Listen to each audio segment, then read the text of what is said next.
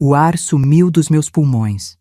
Fiquei parada no corredor, com a mão no corrimão de madeira escura, sentindo o frio subir pela palma da minha mão e gelar meu corpo inteiro. A porta da cozinha estava só encostada, e as vozes deles vazavam por aquela fresta como um veneno lento.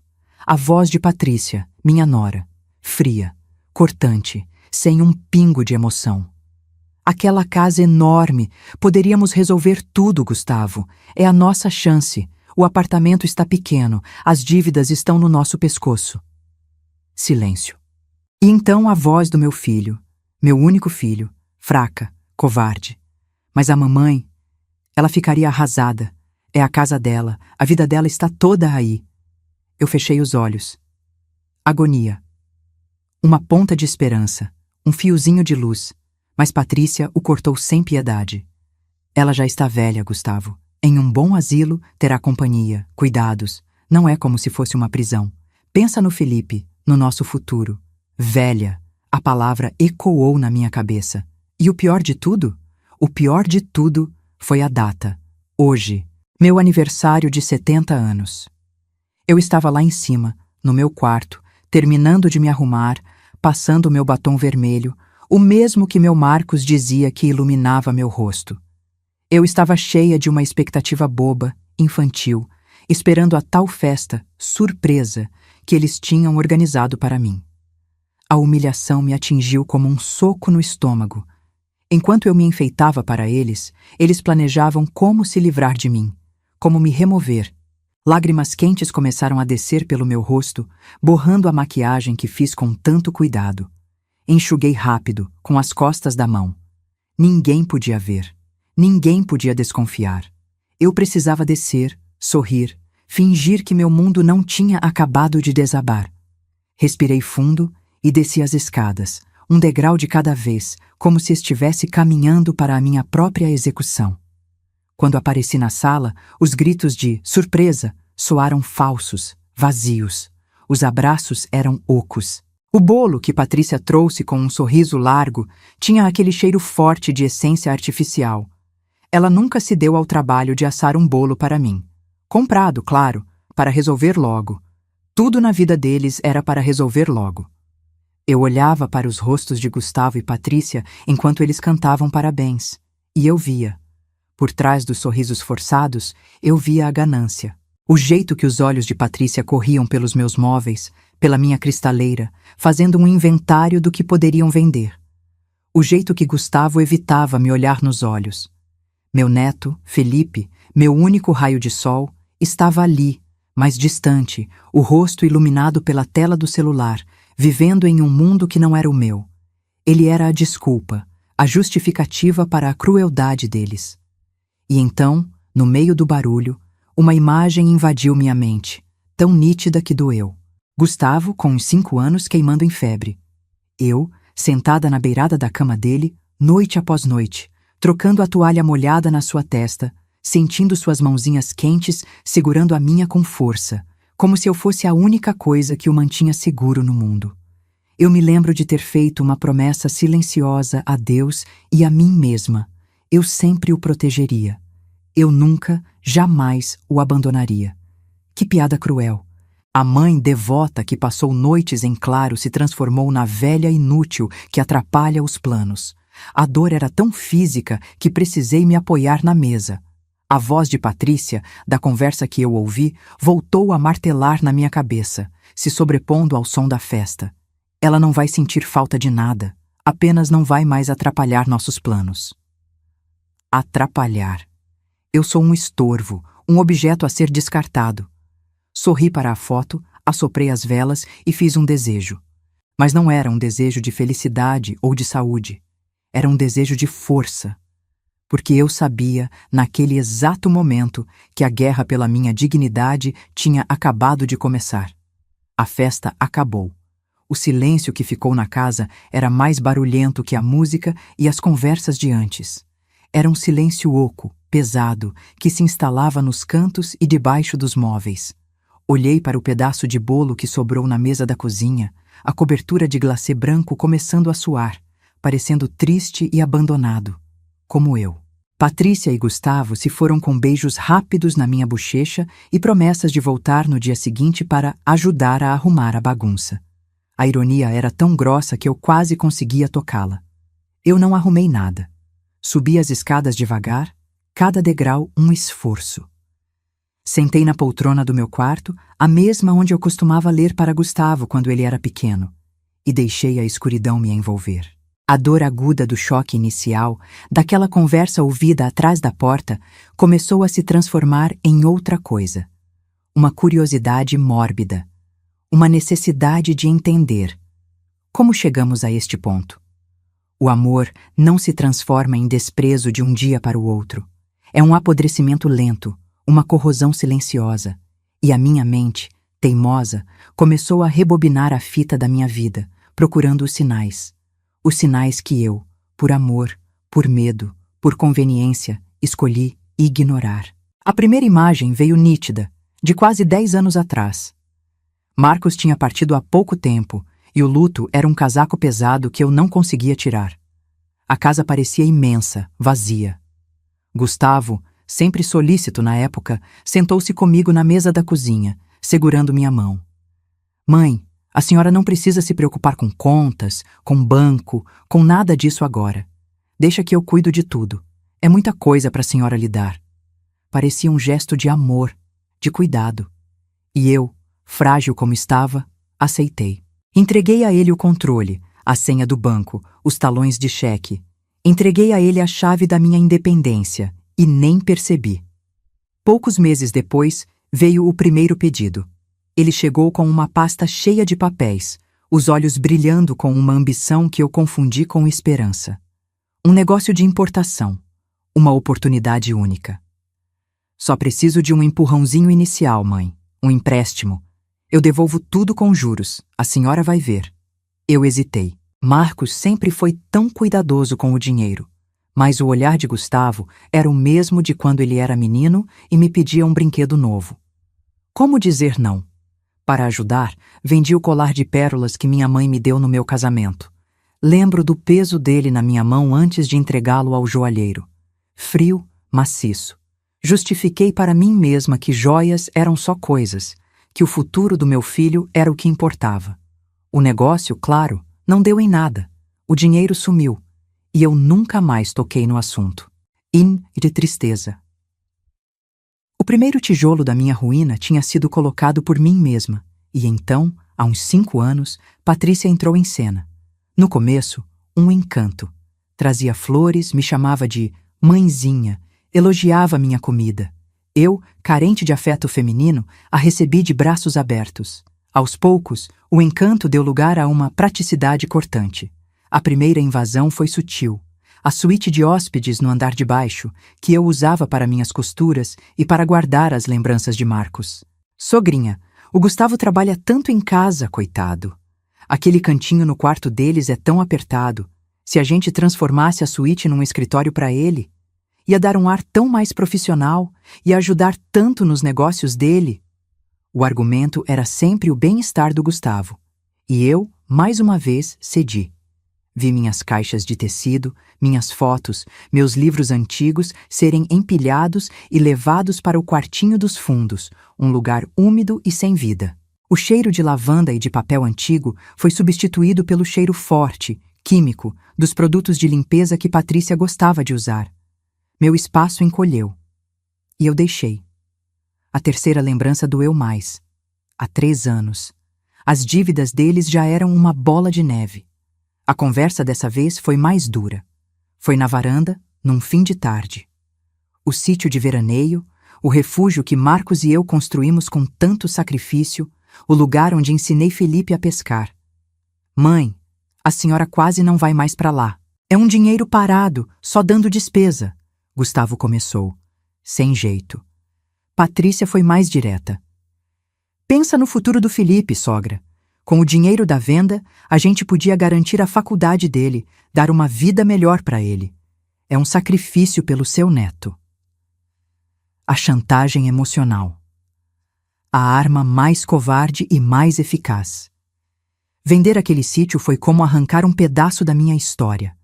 Lembro de assinar os papéis na imobiliária, a mão tremendo. O dinheiro entrou na conta deles numa segunda-feira. Na sexta, já tinham trocado de carro.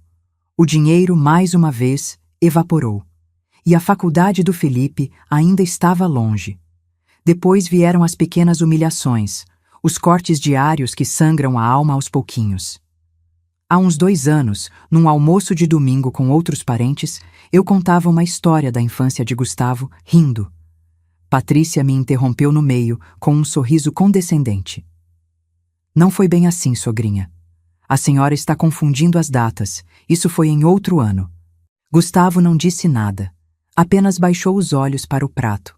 Senti meu rosto queimar. Senti-me diminuída, como uma velha caduca que já não sabe o que diz. Começaram a me excluir de eventos. Um casamento de um amigo do trabalho de Gustavo. Ah, mãe, vai ser muito tarde, muito barulho. A senhora ia ficar exausta.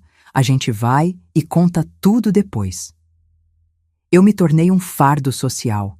A velhinha que não se encaixava na vida moderna e agitada deles.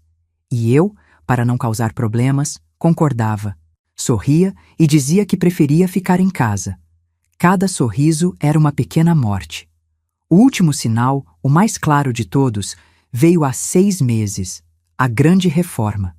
Patrícia decidiu que a casa precisava ser modernizada. Aurora, com todo respeito, mas essa decoração está tão parada no tempo, esses móveis escuros, esses tapetes, deixam o ambiente pesado. Ela falava dos móveis que Marcos e eu escolhemos juntos, da poltrona que ele mesmo lixou e envernizou. Ela queria pintar tudo de branco, trocar o meu sofá de veludo por um de couro sintético, jogar fora a minha cristaleira. A gente precisa deixar a casa mais clean, mais funcional, ela dizia. Foi quando a conversa sobre facilitar as coisas começou. E se um dia a senhora precisar de mais cuidados, sogra? Numa casa com menos coisas, com mais espaço, seria mais fácil para uma cuidadora se locomover. A semente do asilo. Plantada ali, na minha frente, disfarçada de preocupação. Cada uma dessas lembranças era um golpe. Eu via agora, com uma clareza que me cegava, o padrão. A exploração financeira, a invasão do meu espaço, a chantagem emocional, a desmoralização pública e, por fim, o plano de descarte. E em cada uma dessas etapas, eu fui cúmplice. Cúmplice com meu silêncio, com minhas desculpas. É só uma fase. Ele está tentando se encontrar. Ela só quer o melhor para ele. O amor de mãe tinha me transformado numa tola. As lágrimas que eu segurei durante a festa agora desciam sem controle, quentes, amargas. Mas não eram mais lágrimas de pura tristeza. Havia raiva nelas. Uma raiva fria, cortante. A dor da traição ainda estava ali, no fundo do peito, mas por cima dela, uma nova camada se formava. Uma camada dura, resistente. Era a minha dignidade, ferida de morte, que se recusava a morrer. Eles achavam que eu era fraca, senil, fácil de manipular. Eles me viram como um problema a ser resolvido, um objeto a ser movido. Mas eles se esqueceram de quem eu sou. Eu sou a aurora. E o sol, mesmo depois da noite mais longa e escura, sempre volta a nascer.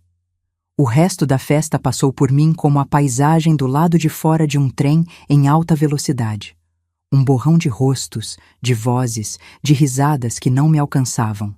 Eu sorri, agradeci os presentes que mal olhei, abracei pessoas que amo, mas sentindo como se meu corpo fosse uma casca oca e a verdadeira aurora estivesse a quilômetros de distância, assistindo a tudo de um lugar frio e escuro. Cada parabéns, cada muitos anos de vida, soava como uma piada de mau gosto. Anos de vida para quê? Para ser um fardo? Para ser encaixotada e despachada para um depósito de velhos? Cortei o bolo, o glacê doce demais, a massa seca. Forcei uma garfada para dentro da boca e o gosto era de cinzas. Olhava para Gustavo, meu filho, e ele não conseguia sustentar meu olhar por mais de 2 segundos. Desviava os olhos para o chão, para o teto, para o copo na sua mão. A covardia dele era quase palpável, uma névoa espessa ao redor dele. Já Patrícia? Patrícia era a rainha da festa. Circulava, sorria, oferecia mais bolo, mais bebida. A anfitriã perfeita no covil do lobo, se certificando de que o cordeiro estava confortável antes do abate. Quando o último convidado se foi, a casa mergulhou num silêncio que doía nos ouvidos. Um silêncio cheio dos fantasmas das conversas, dos planos sórdidos. Eles se despediram na porta. Patrícia me deu um beijo estalado na bochecha, o perfume dela doce e enjoativo. Descanse bem, sogrinha. A senhora merece. Amanhã a gente passa aqui para ajudar a arrumar essa bagunça. A palavra bagunça ficou suspensa no ar. A bagunça era eu. Eu era a bagunça que eles precisavam arrumar. Gustavo murmurou um "Boa noite, mãe", a voz embargada, e saiu rápido, sem me olhar. Ele sabia. O culpa. No fundo daquele poço de fraqueza, ele sabia a dimensão da canalice que estava cometendo. Fechei a porta e me encostei nela, o corpo finalmente cedendo. A adrenalina que me manteve de pé durante a festa se esvaiu, e no lugar dela ficou um cansaço profundo, uma dor que vinha da alma. Subi as escadas me agarrando ao corrimão, não porque minhas pernas estivessem fracas, mas porque o mundo parecia ter perdido o equilíbrio. Cada degrau era uma vitória. Entrei no meu quarto. O meu quarto. O mesmo quarto que dividi com Marcos por quase 40 anos. O cheiro dele ainda estava ali, fraco, quase imperceptível, no seu lado do armário que eu nunca mais mexi. A poltrona onde ele lia o jornal todas as manhãs. A penteadeira que ele me deu no nosso primeiro aniversário de casamento, dizendo que uma rainha precisava de um trono. Tudo ali contava a nossa história, a nossa vida. E eles queriam apagar tudo isso, pintar de branco, vender, transformar em dinheiro para pagar por carros novos e jantares caros. Meu santuário seria violado, leiloado. Sentei na beirada da cama, a mesma cama onde Gustavo nasceu, com a ajuda de uma parteira, numa noite de temporal. A mesma cama onde chorei por semanas quando Marcos se foi. O peso dos meus 70 anos desabou sobre mim. Não o peso da idade, mas o peso dos sacrifícios, das renúncias, do amor incondicional que eu dediquei a um filho que agora me via como um empecilho. A dor era física. Um nó na garganta que me impedia de respirar, uma pontada aguda no peito. Senti náuseas. Uma mãe é, por natureza, um porto seguro. Mas quem seria o meu porto quando meu próprio filho me atirava ao mar? Foi nesse momento, no fundo do poço da dor e da humilhação, que algo aconteceu. Não foi um barulho alto. Foi um estalo, silencioso, mas definitivo, como um galho seco que finalmente se parte sob o peso da neve. A passividade, a esperança boba de que eles mudariam, o medo paralisante de ficar sozinha, tudo isso se quebrou. Virou pó, e no lugar restou uma clareza cortante, fria como gelo. Não havia mais margem para dúvidas, para desculpas, para o "talvez eu tenha entendido errado". Eles não me viam como mãe, nem como avó, nem como pessoa. Eu era um problema financeiro com data de validade. Um objeto a ser descartado. As lágrimas pararam de escorrer. Levantei a cabeça e olhei para o meu reflexo no espelho da penteadeira. O rosto estava cansado, marcado pela idade e pela dor recente. Mas os olhos... meus olhos estavam diferentes. A névoa da tristeza tinha se dissipado e no lugar dela havia uma chama. Uma chama de indignação. Uma chama de dignidade ferida que se recusava a apagar. Eu não era uma velhinha senil e inútil. Eu era Aurora Medeiros.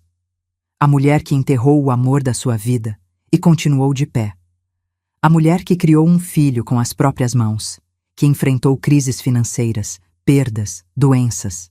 A mulher que construiu aquele lar, tijolo por tijolo, com amor e sacrifício. Eles se esqueceram com quem estavam lidando. Eles olharam para os meus cabelos brancos e viram fraqueza. Eles ouviram minha voz suave e ouviram submissão. Eles me subestimaram. E esse, eu jurei para o meu reflexo no espelho, seria o maior erro da vida deles. A guerra não tinha acabado de começar. A guerra tinha acabado de virar. E agora, Era eu quem ditava as regras. As primeiras horas daquela manhã de ressaca moral foram as mais claras da minha vida. Não dormi. Fiquei sentada na poltrona do quarto, vendo a escuridão lá fora dar lugar a um cinza pálido e depois a um azul doente, enquanto a minha cabeça trabalhava numa velocidade que eu não sabia que ainda tinha. Eu não sentia mais a dor aguda da facada. O que sentia era o frio do aço. E com esse frio veio uma clareza absoluta.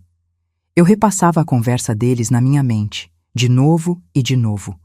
Não como uma vítima, revivendo a dor, mas como uma investigadora, analisando cada palavra, cada pausa. A frieza de Patrícia, a fraqueza de Gustavo, a forma como usavam o nome do meu neto, Felipe, como um escudo para a ganância deles. A reforma da casa, as perguntas disfarçadas sobre a minha saúde, a insistência para que eu descansasse mais. Não eram sinais que eu ignorei.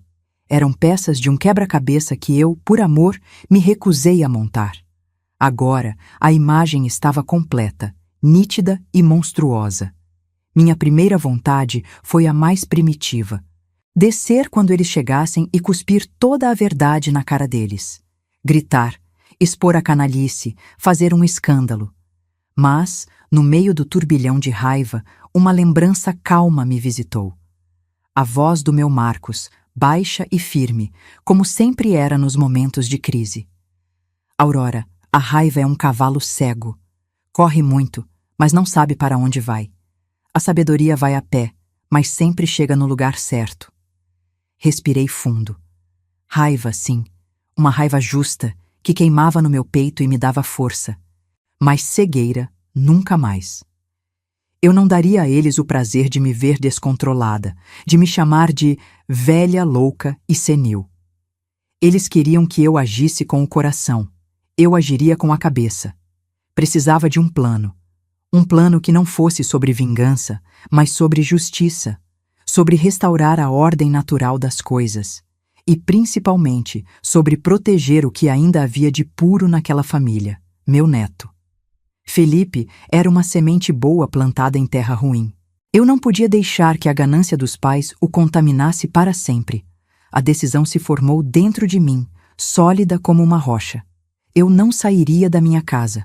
Eu não seria despachada para um depósito de idosos.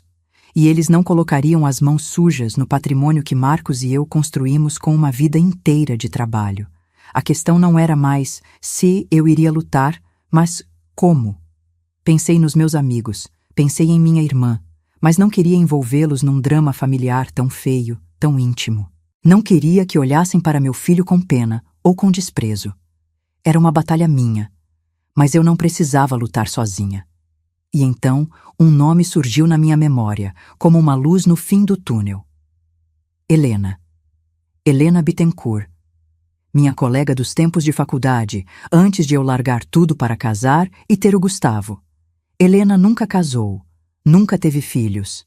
Dedicou a vida à sua carreira de advogada. Uma mulher forte, pragmática, com um senso de justiça que beirava o implacável. Fazia anos que não nos víamos, mas eu sabia que se houvesse alguém no mundo que entenderia, seria ela. Quando Gustavo e Patrícia chegaram, perto da hora do almoço, eu já era outra mulher. Eles entraram com aquela falsa preocupação estampada no rosto. "Mãe, a senhora está bem? Dormiu direito? Ficamos preocupados", Gustavo disse, sem conseguir me olhar nos olhos por mais de um segundo. Patrícia já foi logo arrumando uma almofada nas minhas costas. "A senhora parece tão pálida, sogrinha. Não quer que eu faça um chá?" O cinismo dela era tão descarado que me deu náuseas. "Estou ótima, queridos. Só um pouco cansada. A idade não perdoa", respondi, com a voz mais serena que consegui produzir. E enquanto eles circulavam pela minha cozinha, Patrícia já fazendo planos em voz alta sobre aproveitar melhor o espaço da despensa, eu peguei o telefone e fui para o meu quarto. Disquei o número do escritório de Helena, que encontrei na internet com as mãos trêmulas. Não de medo, de expectativa. Quando a secretária atendeu, pedi para falar com a doutora Helena, dizendo que era uma amiga antiga. Houve uma pausa. E então a voz dela. A mesma voz firme, sem rodeios. Aurora, Aurora Medeiros, é você mesma? O alívio foi tão grande que precisei me sentar. Helena, sou eu. Preciso de você. Marcamos um almoço para o dia seguinte num restaurante discreto, longe dos lugares que eles frequentavam. Inventei uma desculpa qualquer sobre encontrar uma prima. Durante aquele almoço, eu abri meu coração. Contei tudo. Do início, dos primeiros empréstimos, da venda das joias, do sítio, das humilhações sutis, até a conversa que ouvi atrás da porta no dia do meu aniversário. Contei sem chorar, com uma precisão que me surpreendeu. A dor estava lá, mas a vergonha tinha sumido. Helena me ouviu em silêncio, sem me interromper nenhuma vez. Seus olhos, antes cheios da alegria do reencontro, foram se tornando duros, indignados. Quando terminei, ela não me ofereceu um ombro para chorar. Ela bateu a mão fechada na mesa, com força contida. Fúria. Os canalhas, ela disse, a voz baixa e cortante. Eles te subestimaram, Aurora. Acharam que o amor de mãe te deixou cega e burra, mas eles se enganaram. Naquele momento, eu soube que tinha feito a escolha certa. Helena não me via como uma coitada. Ela via a injustiça. E ela estava pronta para a guerra. Foi ali, entre o barulho dos talheres e das conversas alheias, que nosso plano de batalha começou a ser traçado. Não seria um confronto direto e escandaloso. Seria uma jogada de mestre, silenciosa, elegante e definitiva. Eles querem a casa? Helena disse com um brilho perigoso no olhar. Nós vamos garantir que a casa fique para sempre fora do alcance deles, mas que continue protegendo quem merece. Foi ela quem sugeriu a criação de um fundo fiduciário em nome de Felipe, com uma cláusula de usufruto vitalício para mim. As palavras eram complicadas, mas a ideia era simples e genial. A casa seria do meu neto, mas só quando ele tivesse maturidade para cuidar dela. E até o meu último dia de vida, ninguém, absolutamente ninguém, poderia me tirar de lá. Saí daquele restaurante me sentindo 10 quilos mais leve e 20 anos mais forte. Eu não estava mais sozinha. Eu tinha uma aliada. Eu tinha um plano. A Aurora que se encolhia para não dar trabalho tinha morrido. Em seu lugar, nascia uma mulher que lutaria com unhas e dentes pelo que era seu por direito. Seu lar, sua história e, acima de tudo, sua dignidade. Os dias que se seguiram foram os mais estranhos da minha vida. Eu me sentia como uma atriz num palco, desempenhando o papel da velha Aurora, a mãe dócil, a avó um pouco esquecida. Por fora, eu era toda sorrisos serenos e respostas vagas. Por dentro, uma fogueira ardia, e minha mente era um quartel-general, planejando cada movimento com uma precisão militar que eu não sabia possuir. A primeira etapa do plano de Helena era a mais arriscada: reunir os documentos. A escritura da casa, os carnês de IPTU pagos ao longo de 40 anos, os recibos das grandes reformas que Marcos e eu fizemos, tudo pago com o nosso suor. Eram papéis que provavam que aquela casa não era um prêmio de loteria que caiu no colo deles, mas o resultado de uma vida inteira de trabalho. O problema é que desde que Gustavo assumiu minhas finanças, ele e Patrícia tinham o hábito de organizar minha papelada. Eu sabia que eles poderiam ter cópias, mas os originais, a história palpável da minha vida, estavam comigo. Tive que esperar pelo momento certo. Numa terça-feira, eles anunciaram que iriam a um almoço de negócios que se estenderia pela tarde. O alívio que senti foi tão grande que minhas pernas fraquejaram. Assim que o carro deles dobrou a esquina, a atriz saiu de cena. Subi as escadas, não como uma senhora de 70 anos, mas com a agilidade de quem tem uma missão. Fui direto ao escritório de Marcos, um cômodo que eu mantinha quase como um santuário e que Patrícia já cobiçava para transformar num closet moderno. No fundo do armário de mogno, atrás de caixas de ferramentas antigas, estava o velho baú de couro onde guardávamos nossos documentos mais importantes. O cheiro de cedro e de papel antigo me invadiu quando abri a tampa pesada. Minhas mãos tremiam um pouco, não de fraqueza, mas de uma emoção crua. Ali estava tudo: a escritura, com a caligrafia elegante do escrivão, datada de 42 anos atrás. Nossos nomes, Aurora e Marcos, lado a lado. Junto com os papéis, encontrei um envelope amarelado. Dentro, fotos nossas no dia em que compramos a casa. Éramos tão jovens, cheios de sonhos. Numa das fotos, Marcos me abraçava na varanda ainda sem pintura, o rosto dele iluminado por um sorriso que eu nunca mais veria. Lágrimas vieram aos meus olhos, mas não eram de tristeza. Eram de gratidão por aquela memória e de uma fúria renovada por quem queria apagar tudo aquilo. O emoção. Coloquei tudo o que Helena pediu numa pasta grossa. Guardei o resto de volta no baú, sentindo o peso da minha própria história nas mãos. Eu não estava lutando por tijolos e cimento.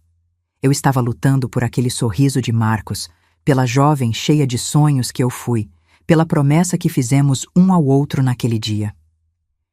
Minhas idas ao escritório de Helena se tornaram meu segredo mais bem guardado.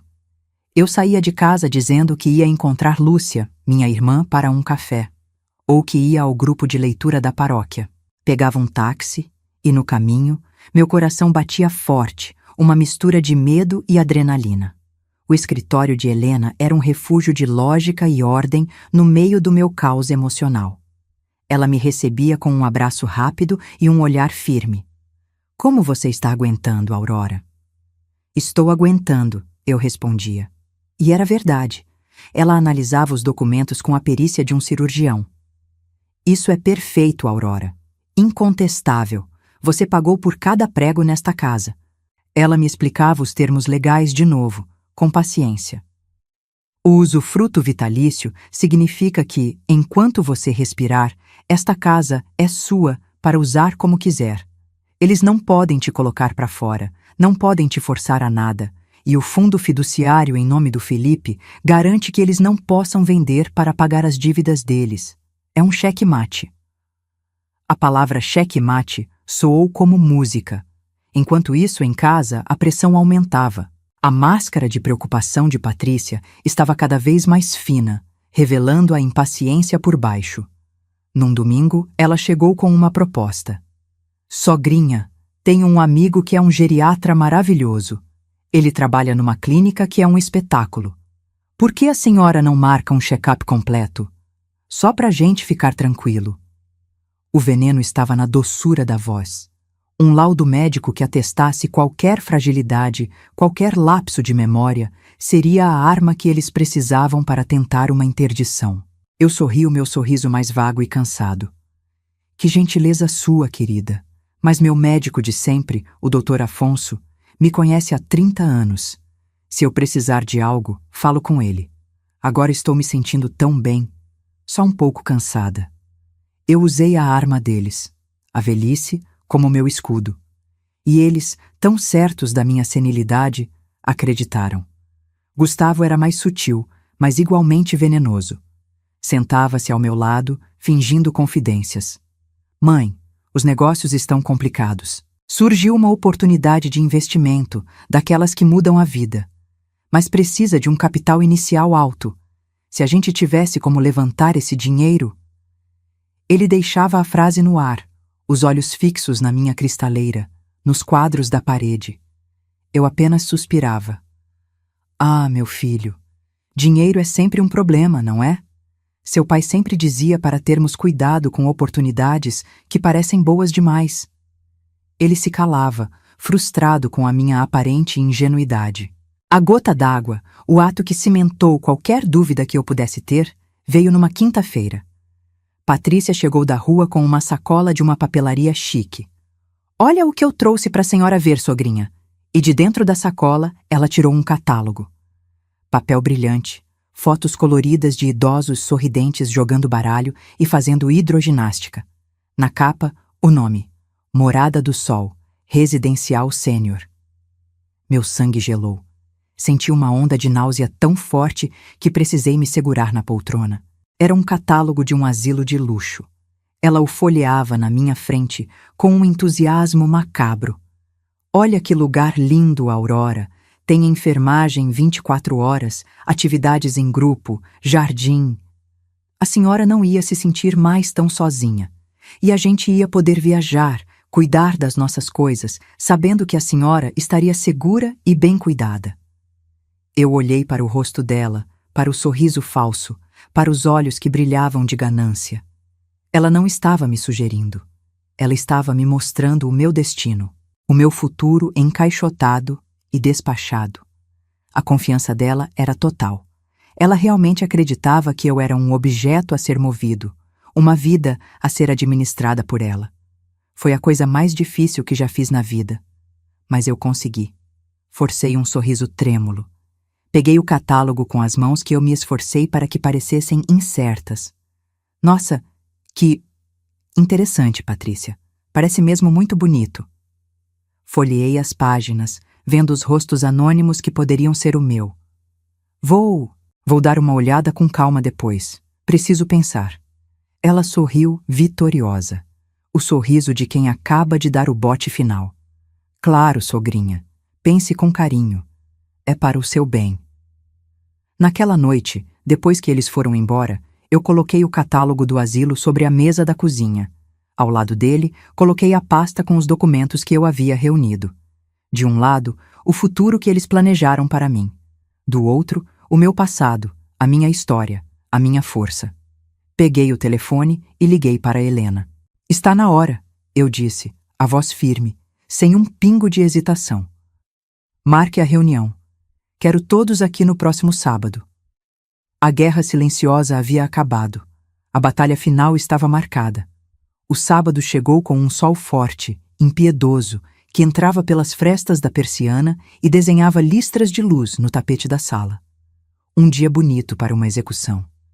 Minha casa nunca esteve tão arrumada, tão silenciosa. Preparei café, coloquei biscoitos num prato bonito, como se fosse uma visita qualquer. Cada gesto era calculado, uma forma de manter minhas mãos ocupadas, de ancorar meu corpo na realidade enquanto minha mente se preparava para a batalha. Minha irmã Lúcia e o marido dela chegaram primeiro. O abraço de Lúcia foi apertado, um código silencioso que dizia: "Estou com você." Ela sabia que algo estava errado, mas não a dimensão do abismo. Sentei-os no sofá, meu coração martelando contra as costelas, um tambor de guerra anunciando o que estava por vir. Então, eles chegaram. Gustavo, Patrícia e Felipe. Entraram com a confiança de quem se sente dono do lugar. Patrícia trazia um sorriso largo, quase predatório. Gustavo parecia um pouco mais tenso, talvez sentindo o peso da atmosfera. Felipe, como sempre, estava meio alheio, os fones de ouvido já a postos. E por último, discreta como uma sombra, chegou Helena. Apresentei-a como uma velha amiga que veio me ajudar com uns papéis. Patrícia a mediu de cima a baixo com um olhar desconfiado, mas o sorriso não vacilou. Eles achavam que a vitória já era deles. A complacência era o seu maior ponto fraco. Quando todos se sentaram, um silêncio pesado se instalou na sala. O único som era o tic-tac do relógio de pêndulo do meu avô, cada segundo marcando um passo a mais para o abismo. Eu olhava para os rostos. Lúcia, preocupada. Gustavo, evitando meu olhar. E Patrícia, com uma expressão de curiosidade quase divertida, como quem assiste ao primeiro ato de uma peça cujo final já conhece. Respirei fundo, sentindo o ar frio encher meus pulmões. A voz de Marcos ecoou na minha cabeça, uma lembrança de décadas atrás, quando enfrentei meu primeiro grande medo. Fale com a sua verdade, Aurora. A verdade tem uma força que nenhuma mentira consegue derrubar. Eu agradeço a todos por terem vindo, comecei, e minha própria voz soou estranha aos meus ouvidos. Firme, calma, sem o tremor que eu temia. Reuni vocês aqui porque, como sabem, completei 70 anos. E essa idade nos traz muitas reflexões sobre o futuro, sobre legado, sobre família. Fiz uma pausa. Os olhos de Patrícia brilharam. Ela se ajeitou na poltrona como se estivesse prestes a receber um prêmio. Gustavo forçou um sorriso, um aceno de cabeça concordando com a minha sabedoria. Eu sempre acreditei que esta casa era mais do que paredes e um teto. Era o centro da nossa família, o lugar seguro, o porto. Olhei diretamente para Gustavo. O lugar onde eu cuidei de você, meu filho, onde sacrifiquei meus sonhos para que você pudesse ter os seus. Ele se mexeu, desconfortável. Patrícia tentou intervir, com sua falsa doçura. Ah, sogrinha, não fale assim. A senhora é uma inspiração para todos nós. E a gente sabe que a senhora está cansada. Só queremos o seu bem. Foi a minha deixa. Levantei a mão, um gesto pequeno, mas que a calou no meio da frase. Frieza. Eu ainda não terminei, Patrícia. A surpresa no rosto dela foi impagável. A velha Aurora nunca a interrompia. O que eu quero dizer é que no dia do meu aniversário, enquanto eu me arrumava para a festa que vocês organizaram com tanto carinho, eu ouvi uma conversa. O ar na sala ficou rarefeito. Os sorrisos morreram. Gustavo empalideceu, o rosto de repente pálido como cera. Patrícia congelou, a xícara de café a meio caminho da boca. Apenas Felipe, que tinha tirado um dos fones, olhava de um para o outro, confuso. Eu ouvi o plano de vocês, continuei, a voz agora cortante. O plano de me colocar num asilo. Um bom asilo, você disse, Patrícia. Não é como se fosse uma prisão. Ouvi o plano de vender esta casa, o lar que construí com o pai de vocês, para pagar por dívidas de luxo e de uma vida que vocês não podem sustentar. Ouvi meu próprio filho concordar que eu já estou velha e que seria melhor me remover para não atrapalhar os planos. O choque era palpável. Lúcia levou a mão à boca, os olhos cheios de lágrimas de horror e raiva. Seu marido olhava para Gustavo com um desprezo que eu nunca tinha visto. Mas mãe, a senhora entendeu tudo errado, gaguejou Gustavo levantando-se. A gente só estava preocupado com a senhora, sozinha aqui, nessa casa enorme. Não minta para mim, Gustavo, não mais. Minha voz era um sussurro letal. Eu ouvi, e o que eu ouvi me forçou a tomar uma atitude. Porque vocês me ensinaram uma lição muito dura, que o amor sem respeito é apenas uma desculpa para a exploração. Nesse momento, Helena, que até então era apenas uma espectadora silenciosa, se levantou com uma pasta preta nas mãos. Ela se postou ao meu lado, uma fortaleza de calma e autoridade. Bom dia a todos. Meu nome é Helena Bittencourt e sou a advogada de Dona Aurora Medeiros. Se a revelação da conversa foi um soco, a presença de uma advogada foi um nocaute. Patrícia soltou a xícara, que se espatifou no pires, derramando café na mesinha de centro. Ninguém se moveu para limpar. Dona Aurora me procurou há algumas semanas, Helena continuou, a voz profissional e sem emoção, e me instruiu a tomar as medidas legais necessárias para proteger seu patrimônio e, principalmente, sua dignidade. E essas medidas já foram concluídas e devidamente registradas. Ela abriu a pasta. A partir de anteontem, esta propriedade não pertence mais exclusivamente a Dona Aurora. Ela instituiu um fundo fiduciário irrevogável. Helena fez uma pausa, olhando diretamente para Gustavo e Patrícia, saboreando o peso das palavras. O único beneficiário deste fundo é seu neto, o jovem Felipe Medeiros. Felipe arregalou os olhos, tirando o outro fone completamente chocado. O quê? Eu? Helena continuou, impassível. No entanto, os termos do fundo são claros. O bem, esta casa, só passará para o controle de Felipe quando ele completar 35 anos de idade. Até lá, o fundo será administrado por um terceiro neutro, indicado por Dona Aurora. O imóvel não pode ser vendido, hipotecado, alugado ou usado como garantia para qualquer tipo de transação financeira. Está completamente blindado. O silêncio era total. O som do relógio parecia gritar na sala.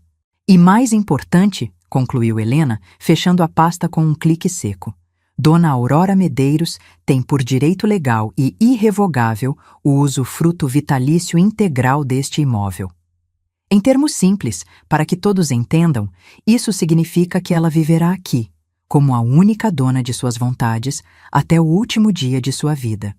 Ninguém, sob nenhuma circunstância legal, pode removê-la daqui. A explosão veio de Patrícia. A máscara de boa moça se desintegrou, revelando o monstro de ganância que vivia por baixo. Ela se levantou de um salto, o rosto vermelho, transfigurado pelo ódio. Sua velha louca, sua bruxa egoísta, como você pôde fazer isso? Nós contamos com esse dinheiro. O Gustavo é seu filho. Essa casa era dele por direito. Você nos destruiu. Você destruiu a sua própria família por capricho. A voz dela era um grito histérico, agudo, cheio de veneno e desespero. Gustavo, paralisado, tentou segurá-la.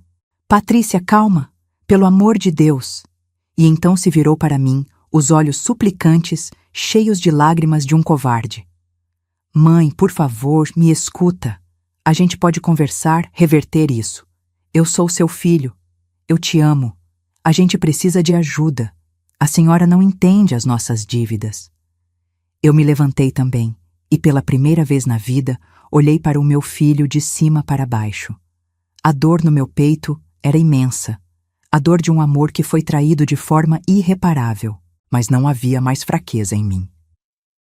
Decepção profunda. Amor, Gustavo? Você chama isso de amor? Planejar jogar sua mãe num depósito para roubar o teto dela? Você não me ama. Você ama o que eu posso te dar, as dívidas de vocês. Eu disse, a voz baixa, mas ecoando na sala. São de vocês. Vocês as criaram com sua ganância, sua vaidade, sua fraqueza, e vocês vão aprender a resolvê-las sozinhos, como adultos. Olhei para a figura patética do meu filho, depois para a fúria descontrolada da minha nora. Vocês queriam a minha casa? Pois ela está aqui, firme, forte, como eu.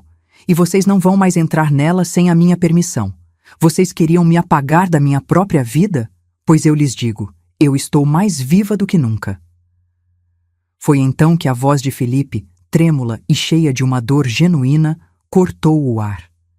Ele olhava para os pais, o rosto pálido de incredulidade e nojo. É verdade? Vocês iam colocar a vovó num asilo? A pergunta dele, tão simples, tão pura, foi o golpe final. Foi a sentença de morte para a farsa deles. Gustavo não conseguiu responder. Apenas baixou a cabeça, derrotado, humilhado na frente do próprio filho. A inversão de poder estava completa. A guerra tinha acabado. E eu, Aurora, estava de pé, no centro da minha sala, no centro da minha vida, com a minha dignidade restaurada. A porta se fechou atrás deles e o som do motor do carro diminuindo na rua foi como o fim de uma tempestade. O silêncio que ficou na sala não era de paz. Era o silêncio de um campo de batalha depois que os corpos foram retirados. Pesado, cheio de destroços. A xícara de Patrícia, quebrada no pires, com o café manchando a madeira da mesinha de centro que Marcos tanto amava, era o único vestígio físico da guerra que acabara de acontecer. Não senti a alegria da vitória. Não senti um pingo de triunfo. O que senti foi um alívio amargo, doloroso, como o de um médico que precisa amputar um membro para salvar o corpo. A ferida ficaria ali para sempre. Meu filho, meu único filho. A imagem do rosto dele, desfigurado pela vergonha na frente da própria família, do próprio filho, era uma faca que se revirava no meu peito. E a de Patrícia, o ódio puro nos olhos dela, a máscara de boa moça derretida para revelar o monstro. Aquilo me deu um calafrio. Eu vivi anos ao lado daquele monstro e nunca o enxerguei de verdade. Alívio, amargo. Minha irmã Lúcia foi a primeira a quebrar o silêncio. Ela veio até mim, me envolveu num abraço que era pura força, pura compreensão. Aurora, minha irmã, que coragem! Meu Deus, que coragem! As lágrimas dela molharam meu ombro. Você fez o que tinha que ser feito, o que nenhuma de nós teria coragem de fazer. As palavras dela eram um bálsamo. A validação que eu não sabia que precisava. Eu não estava louca. Eu não era a bruxa egoísta que Patrícia gritou. Eu era uma mãe que tinha chegado ao seu limite. Felipe continuava sentado no sofá, paralisado. Ele parecia ter envelhecido 10 anos em 10 minutos. O mundo de fantasia do celular tinha se estilhaçado e a realidade que sobrou era feia, suja. Ele se levantou, veio até mim, os olhos de menino agora cheios de uma dor adulta. Vovó, me perdoa. Eu não fazia ideia, juro. Eles falavam que a senhora estava cansada, que precisava de ajuda. Mas um asilo? A voz dele quebrou na última palavra. Eu segurei seu rosto entre minhas mãos, o rosto que era uma mistura tão perfeita de mim e de Gustavo. Eu sei que você não sabia, meu querido. Eu sei. E nada disso é culpa sua. Ouça bem, nada disso é culpa sua. Ele me abraçou, um abraço de quem procura um porto seguro em meio ao naufrágio. E naquele momento, eu soube que proteger a casa para ele era a decisão mais certa que eu poderia ter tomado. Naquela noite, a casa parecia imensa. Cada cômodo ecoava as vozes, os gritos, as acusações. Tentei dormir, mas o sono não veio. No dia seguinte, começou o bombardeio. O telefone tocava de forma insistente, agressiva. Eu via o nome de Gustavo no visor. Depois, o de Patrícia. A cada toque, meu corpo se enrijecia. Minha primeira vontade era atender, ouvir, talvez até explicar. Mas a voz de Helena, firme, ecoava na minha cabeça. Não atenda, Aurora. Eles vão usar de tudo. Vão apelar para a culpa, para o amor, para a pena. Depois vão para as ameaças. Não dê a eles essa arma. Silêncio é a sua força agora. E eu obedeci. Desliguei o som do telefone. As mensagens começaram a chegar. As de Gustavo eram súplicas patéticas. Mãe, pelo amor de Deus, me atende. A gente precisa conversar. Eu te amo. A senhora é minha mãe. A gente pode consertar isso. As de Patrícia eram puro veneno. Começaram com acusações. Você destruiu a nossa vida. E evoluíram para ameaças veladas. Você vai se arrepender disso. Velha ingrata, você vai morrer sozinha nessa casa. Li as primeiras, senti o estômago revirar e depois apaguei todas sem ler. Aquele veneno não entraria mais em mim. Helena me ligava de seu número privado para me manter a par. Eles me ligaram, os dois, ela contou com a voz calma de sempre. O filho tentou o apelo emocional. A nora tentou me intimidar. Falei com ela que qualquer nova tentativa de ameaça à sua integridade física ou moral seria registrada em um boletim de ocorrência. Ela desligou. Helena me disse que eles estavam desesperados, procurando outros advogados, buscando brechas, formas de anular o fundo fiduciário. Não vão encontrar nada, Aurora. Está tudo amarrado. É uma fortaleza legal. A realidade está batendo na porta deles e eles não gostaram do som. E a realidade bateu. Lúcia me contava as notícias em doses homeopáticas, com cuidado para não me ferir mais. O carro caro foi vendido. O apartamento estava à venda. Eles estavam procurando uma casa de aluguel num bairro bem mais simples. As dívidas no cartão de crédito, as prestações do clube, o financiamento que fizeram contando com o dinheiro da minha casa, tudo veio à tona como um esgoto que transborda. Luto, pelo, filho, vivo.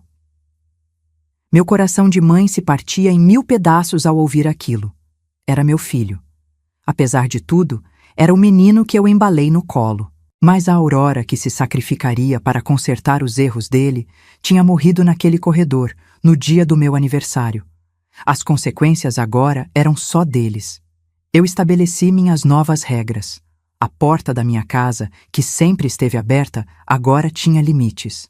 Troquei a fechadura, não por medo, mas por princípio. Aquele era o meu santuário. As visitas de Felipe eram sempre bem-vindas, e ele vinha com frequência, como se buscasse em mim a estabilidade que perdeu em casa. Mas as visitas de Gustavo e Patrícia estavam suspensas por tempo indeterminado. Eles precisavam entender que o respeito era a chave, e eles a haviam jogado fora. A dor da ruptura ainda era presente, uma dor fantasma que latejava nos momentos de silêncio. Mas, pela primeira vez em anos, a vergonha não estava lá. A sensação de ser um fardo, de ser um problema, tinha desaparecido. Eu caminhava pela minha casa e sentia o chão firme sob meus pés. Eu olhava para os móveis, para as fotos nas paredes e via a minha história, não um inventário para leilão.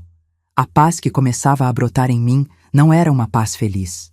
Era a paz dura, conquistada a um custo altíssimo. Era a paz de quem sobreviveu à guerra e agora podia, finalmente, começar a reconstruir o próprio território. 6 meses. Meio ano desde o dia em que minha vida virou do avesso para finalmente cair do lado certo. Os primeiros meses foram os mais difíceis. O silêncio da casa era uma ferida aberta. Cada toque do telefone era um sobressalto. Cada carro que parava na rua me fazia prender a respiração. Era o luto.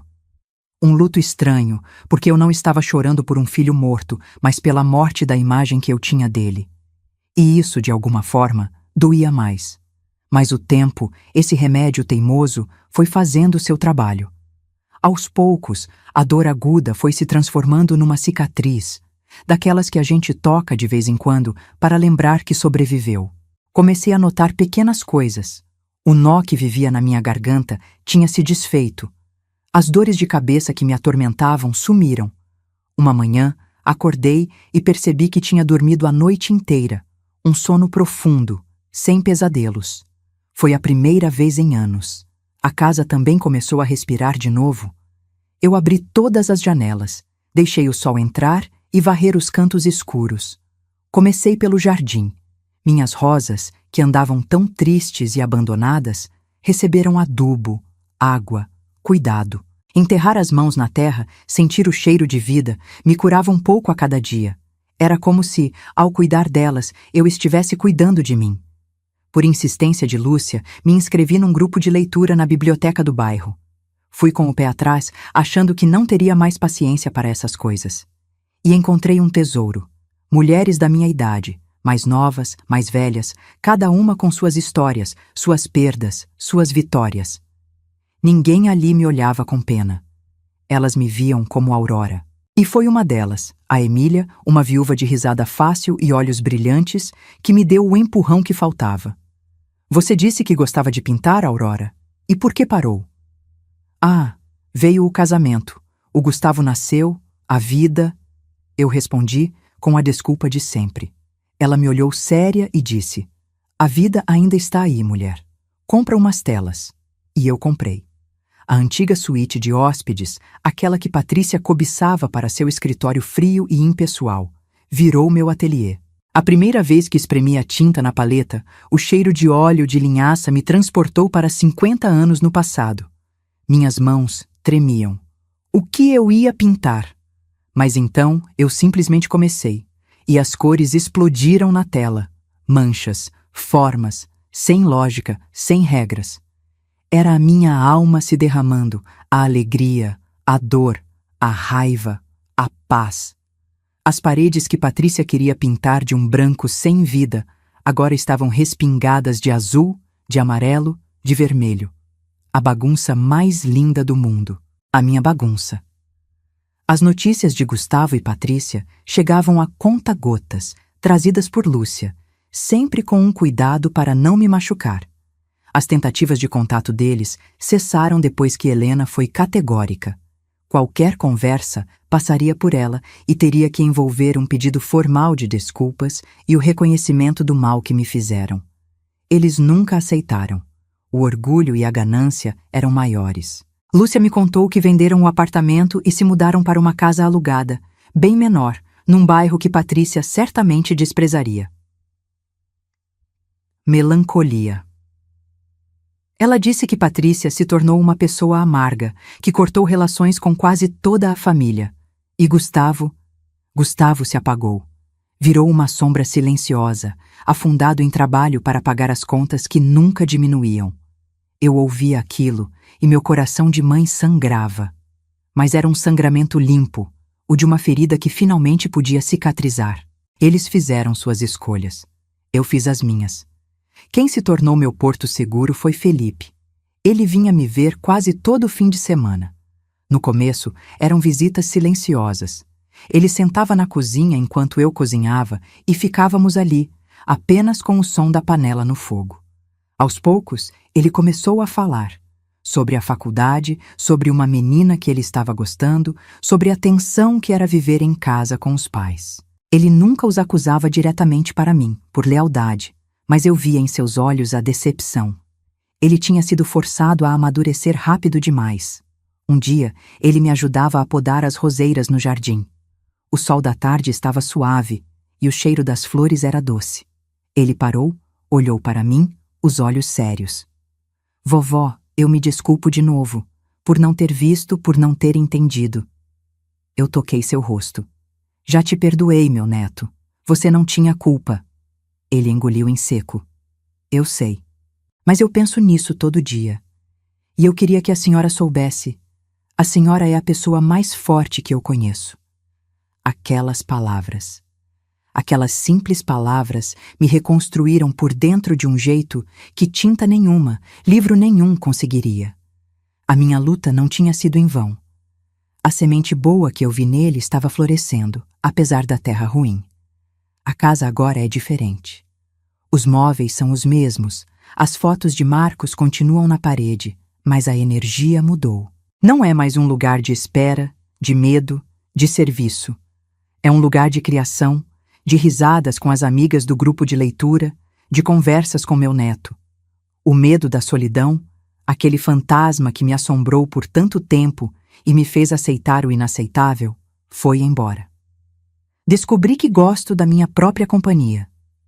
Descobri que a solidão que dói não é a de estar sozinha, mas a de estar mal acompanhada, mesmo que seja pela própria família. O meu recomeço não foi uma viagem para um lugar distante. Foi a reconquista do meu próprio território, centímetro por centímetro. Estou sentada na varanda, com uma xícara de chá morno entre as mãos, olhando para o meu jardim. As rosas que eu mesma podei e adubei estão explodindo em cores que eu nem lembrava que existiam. Vermelhas, amarelas, cor-de-rosa. Vivas, obstinadas. Elas me lembram de mim. A vida, aos 70 anos, me deu de presente a lição mais dolorosa e, ao mesmo tempo, a mais libertadora de todas. Eu aprendi que o amor de mãe, esse sentimento que a gente acredita ser infinito e incondicional, tem um limite. Um limite que não é o fim do amor, mas o começo do respeito. O limite se chama dignidade. Eu passei a vida inteira acreditando que amar era me doar por completo, era ceder, era justificar, era perdoar antes mesmo do erro ser cometido. Era colocar as necessidades do meu filho acima das minhas, sempre. Mas descobri da pior maneira possível que amor sem respeito é só uma via de mão única para o abuso. É um cheque em branco que uma hora volta sem fundos e o rombo fica na alma da gente. Hoje eu não sinto mais raiva, nem mesmo de Patrícia.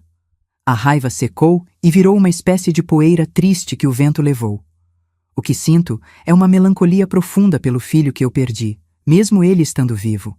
Perdi a ilusão do menino de mãos febris que segurava as minhas como se eu fosse o centro do universo dele.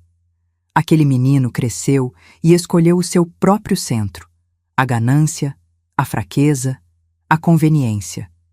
E eu tive que aprender a amá-lo à distância, com a porta do meu coração entreaberta, mas com a porta da minha casa firmemente trancada para a sua toxicidade. A casa. No fim, a briga nunca foi só pela casa. A casa era só o símbolo, o palco onde o drama da minha vida se desenrolou. Eles queriam os tijolos, o terreno, o valor no mercado imobiliário.